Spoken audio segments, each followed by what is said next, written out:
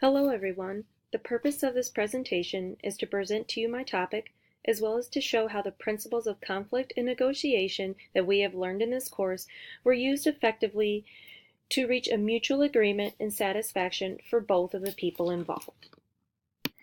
So a little background on this topic. My topic for this project is about a personal experience, an experience that really made me take a hard look at myself, my heart, and my behavior during conflict situations. This story is about two people, myself and my best friend Becky. Becky and I are very close. We have been for many years. Even though we are close and get along very well together, we are completely opposite in so many ways. My story shows how conflict and negotiation is possible, even when it seems impossible. The long story short version of my topic is this. Becky is a people pleaser to the point of making herself miserable. She runs herself ragged trying to please everyone and take care of her family members in other various states. The twist to the story is that Becky also suffers from PTSD and depression. When she is tired or overexerted, the worse her depression becomes. From December of 2017 to October of 2018, she was traveling every other weekend, literally, to Las Vegas with a 3-hour time difference or to Tennessee with a 1-hour time difference to take care of family. During this time, we had many falling outs with my concerns regarding her mental and physical health. In November of 2018, she hit rock bottom and was taken off work for a month due to exactly that, her mental and physical health. Some issues that arose from the conflict were disappointment on both sides, resentment on both sides, and a lack of trust on my side towards Becky. Becky and I both have different personalities and behavior types.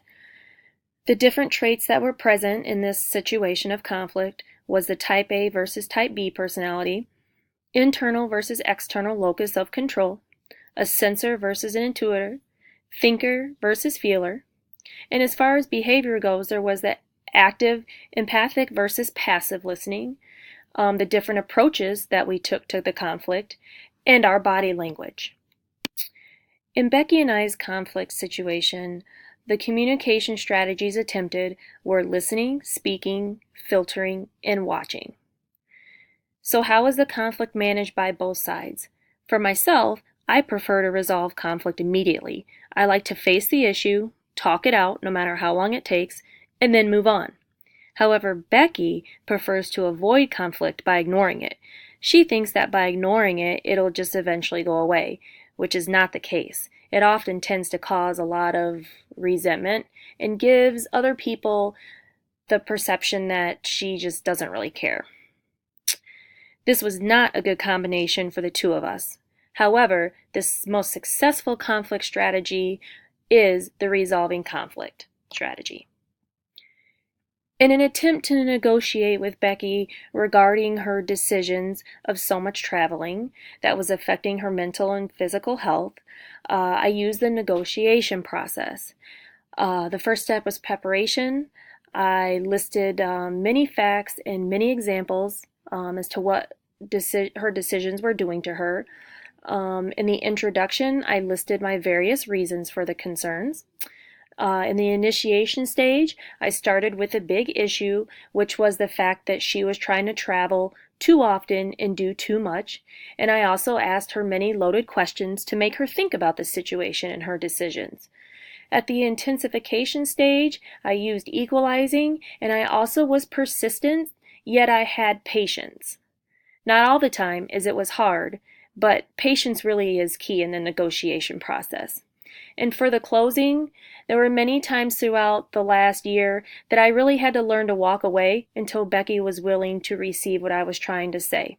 And I also used, again, patience along with creativity to try to think of ways to reach her so that we could come to an agreement. So on the screen here you can see various leadership traits broken down between myself and Becky. Both of our leadership traits influence the conflict and negotiation process in a different way. All of the different traits contributed to the outcome, and they each have their own pros and cons. Learning how to accept and learn from the other person's traits is key to a successful outcome. So for myself, I demonstrated empathy, caring, kindness, loyalty, forgiveness, problem solving, and I took the conflict head on. However, Becky was also caring, very, very strong-willed. She showed empathy, problem solving, and she also had to be very understanding, even when she really didn't want to be. So some of the ethical dilemmas in this situation were trying to remain reliable and loyal to Becky during this hard time, during all my frustration and worry, maintaining respect for her, considering her thoughts and feelings, and also the 4 Gs. The 4 Gs, the first one is go higher. How can I focus on God in this situation? Number 2 is get real. How can I own my part of this conflict? In other words, what was I doing that was making the conflict situation worse with Becky? Number 3 is gently engage. How can I help others own their contribution to this conflict? And step 4 was get together. How can I give forgiveness and help to reach a reasonable solution?